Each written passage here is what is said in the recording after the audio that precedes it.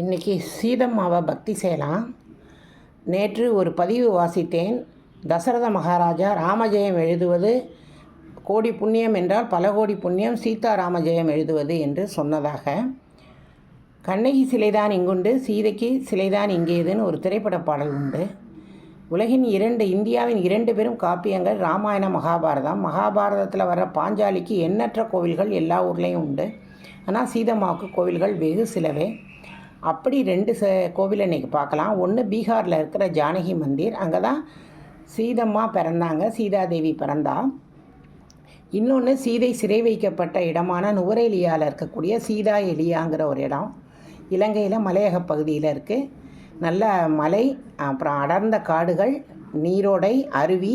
இந்த இடத்துல தான் சீதையை சிறை வைக்கப்பட்ட அசோகவனம் இருந்திருக்கு. அதனால் இந்த இடத்துல தமிழ்நாட்டு பாணியில் ராமர் கோவில் ஒன்று கட்டியிருக்காங்க.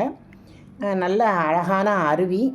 இந்த இடத்துல தான் சீதை தன்னுடைய கணவன் தன்னை இன்னும் மீட்க வரவில்லைன்னு அவளுக்கு நீண்ட கூந்தலாம், அதை வச்சு அவள் தூக்கு போட்டுக்கிற போகும்போது அசோக மரத்தில் ஓடி அனுமன் ஸ்ரீராம் ஜெயராம் சொல்லி கனையாழியை கொடுத்து காப்பாற்றினாராம். அதனால் இங்கே அனுமன் பாதமும் இருக்கும். அந்த படம் கொடுத்துருக்கேன் பாருங்கள், எல்லோ கலர் அனுமன் பாதம் உண்டு. இந்த அருவியிலையும் இந்த நதியிலையும் தான் சீதை குளித்தாலாம்.